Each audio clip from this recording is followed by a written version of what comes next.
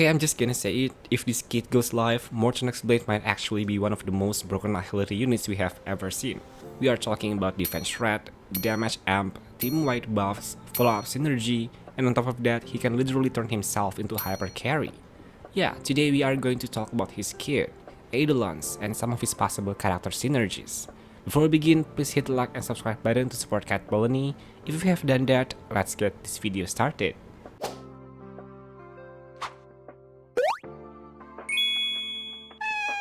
MORTENAX BLADE is a 5-star limited fire nihility character. Most of his damage will be scales of his max HP, and his main purpose in the team is to debuff enemies and thus make these team members' damage increase significantly. These debuffs are in the form of defense reduction, as well as an increase in enemies' damage taken. On top of that, deploying this zone can make him enter a special state, which will grant him a huge self-buffs, in the form of increase in his crit stats. He also has a second ultimate that will deal massive damage. What's unique about him is that he is a nihility unit with a taunt mechanic, and while most of his debuffs are technically quite universal, but some units that mainly use their ultimates and follow-up attacks will be mostly benefited. He has a base HP of around 1300, 107 speed, as well as 80 energy. Meanwhile, the bonus stat you will get as you unlock all of his traces are HP, crit rate, and fire damage.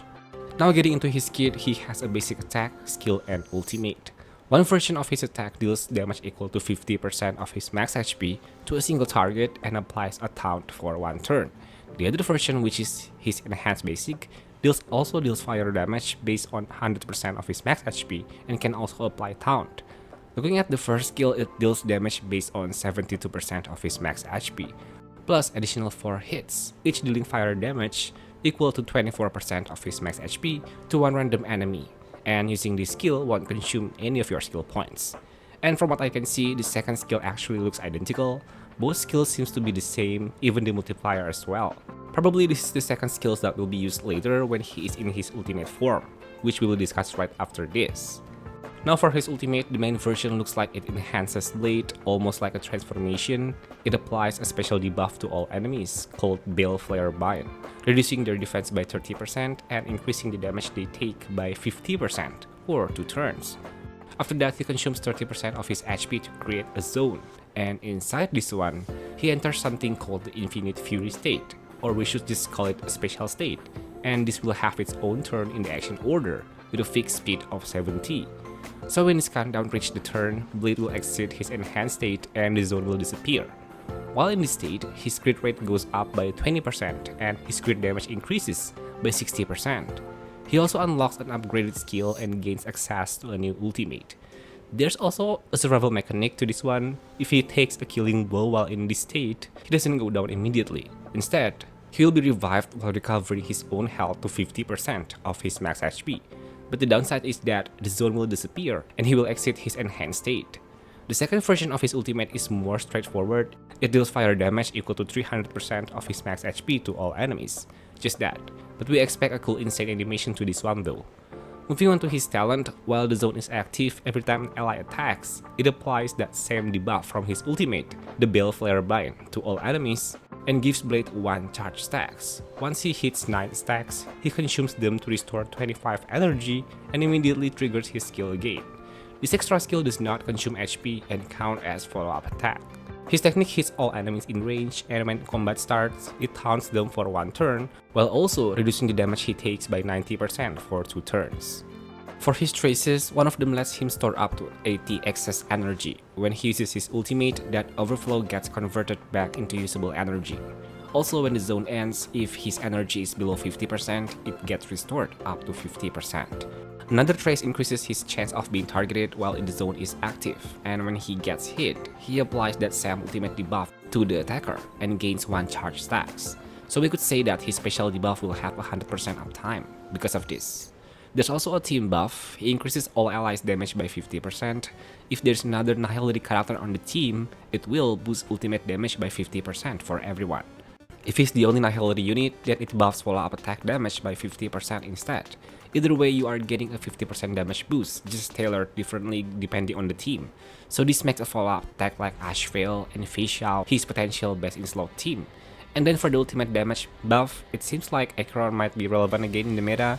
It's just a possibility. It's such a shame that the rumor about Aventurine SP being Elation unit that mainly use follow-up attack is false. If that's happened to be true, then Blade is no doubt his perfect team, since in the past information, Aven SP won't be needing any other Elation member. He stands for himself. But it's quite disappointing that the news was incorrect. In addition, disclaimer, this is just my hunch. Other than Acheron, this ultimate buff apparently works for the new Himeko SP, but if it turns out to be true, then probably she's going to be Nihility unit, or if she's not, then you are probably going to bring another Nihility unit, so that this ultimate damage buff works. But this is just my personal thoughts. It's just that in the beta, there are new materials found for both Erudition and Destruction, so this possibly hinted that the new Himeko will be Erudition. Okay, then let's talk about his eidolons. The first one reduces all enemies' resistance by 20% while the zone is active. It also delays the countdown from his Infinite Fury state by 15% after using the extra skill from his talent. So yeah, more damage increase for the team as well as more consistent debuff from Blade. His second eidolon boosts the damage of that extra skill by 50%. It also makes allies' ultimate count as follow-up attacks while the zone is active. On top of that, whenever allies trigger follow-up attacks, Blade gains charge stacks, up to 9 per cycle, and it resets at the start of his turn or when a new zone is deployed. There's another eidolon, which is his E4, that further increases all allies' damage by 50%, which seems to stack with his trace. And finally, his last eidolon lets him gain charge stacks whenever he takes damage or consumes HP while the zone is active, and this can trigger repeatedly after each turn. Finally, his main enhanced ultimate gets its multiplier boosted to 150% of its original value. So I think the best eidolon for this V1 is his E2. Not only his personal damage increased significantly, but he could make his allies' ultimate to be counted as follow-up attack. After knowing that he could launch skills that can also count as follow-up, if he paired with someone that can spam ultimate, then whoever they are could contribute much to his charges than intended. As for his lightcone, it increases his max HP by 24%. At the start of each wave, he generates 20 energy. When he uses his skill, it applies a debuff to enemies for 2 turns that increases the crit damage they take by 30%. On top of that, Blade himself gets additional 30% crit damage against those targets, meaning he gets 60% in total, while the rest of the team gets 30%. And yeah, that's pretty much everything. So overall at E0, he provides 30% defense reduction to all enemies, 50% increased enemies damage taken, 50% team damage buff, 50% team follow-up attack damage buff, or 50% ultimate damage buff, has a good sub DPS numbers, and can potentially be made as a hyper carry. So I think it is safe to say that this MORTENAX Blade is a combination of 4 units, like the old Blade, plus 3B, plus Cypher, and plus Jiaoqiu. He also seems to have a healthy balance of crit stats, not too overloaded, but definitely enough to scale well. Same with his damage bonuses. Even his eidolons look genuinely strong, and he likes to be paired with some units that has high action frequency, meaning follow-up heavy teams are probably going to be his best setup. Speaking of someone that could work with him, why don't we discuss a bit about his potential character synergy. So when it comes to who are the units that can synergize well with him, I think Ashfell is the perfect candidate. And I know Marty said that the Aventurine SP leaks were not correct, but if we assume that it was true, because who knows, right? Then the Mel Battleship will probably make a debut. Aventurine being Elation DPS that can advance his own AHA instance, and then being a follow-up unit that can take most advantage from MORTENAX Blade's third race, with Ashfell as his second carry. Oh man, that sounds perfect. Even without Aventurine SP, right now we could even form Ashfell, 3B, and Hyacin together with the new Blade. With Ashfell and 3B that could launch so many follow-up attacks, this has a perfect synergy to accumulate stacks for MORTENAX Blade. MORTENAX Blade can also drag Acheron from T5 to T0, but the point is he offers tons of buff and enemy debuffs, and we could form a team that consists of Acheron, 3B, Cypher, and MORTENAX Blade. I mean, this has potential. We are not talking about Jiaoqiu here because he's so washed right now. If I can talk to Jiaoqiu right now, I must tell him that he has to fight back to reclaim his position as Acheron's best-in-slot slave, or else he might as well go into the shop, or even be the next 50-50 options. So the point is, for Acheron, her new best-in-slot team will probably gonna have MORTENAX in it, but MORTENAX Blade best-in-slot will not include Acheron. So I think we'll have to wait for the future units. Since his multiplier in EV1 are also quite good, I think it's possible to make him a hyper carry, using him with 3B, Hyacin as a sustain to give HP buffs, and maybe support like Sparkle could also work. And then you can also swap Sparkle with Sunday here.